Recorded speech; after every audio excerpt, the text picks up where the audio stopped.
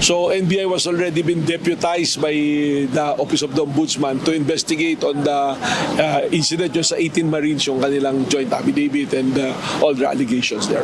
Tinitingnan na ng National Bureau of Investigation ang lahat ng posibleng anggulo sa mga alegasyon ng 18 nagpakilalang dating miyembro ng Philippine Marines. Kasunod ito ng pag-aatas sa kanila ng Office of the Ombudsman na pangasiwaan ng investigasyon sa kanilang mga umano'y nalalaman sa katiwaliang nagaganap sa pamahalaan. Ayon kay NBI Director Attorney Melvin Matibag, kasama sa kanilang sinisiyasat ang identity o pagkakakilanlan ng mga ito. Gayon din ang nilalaman ng kanilang naging pahayag sa press conference noong February 24 at kung sino ang nasa likod nito. Well, nagsimula na kami, no? Actually, ang ginawa muna namin, chinek muna namin yung personalities because there was a report that some of them are not really member of the Marine Corps, which turns out to be, upon verifications, totoo pala.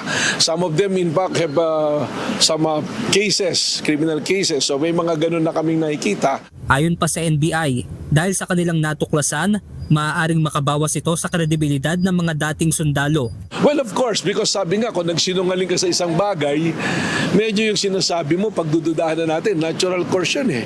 And there's a doctrine sa natin, sa law natin, there's a principle sa law. Pagka nagsinungaling ka sa isang bagay, yung kabuuan ng sinasabi mo ay nagiging kaduda-duda at ating tinitingnan. Kasama rin sa inaalam ng NBI ay kung may kaugnayan sa mga dating miyembro ng Philippine Marine Corps ang nagnotaryo ng kanilang joint affidavit.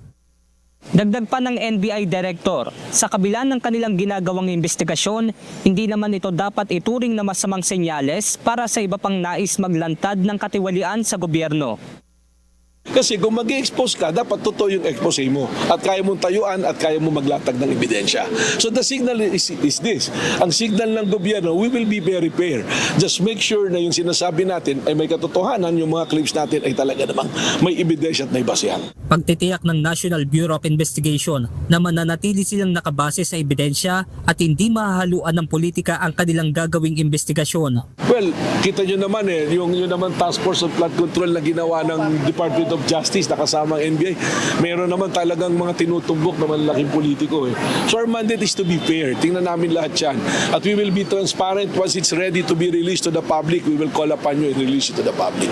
Benedict Samson, UNTV News and Rescue. Diyos ang aming sandigan, serbisyo publiko ang aming pinahahalagahan.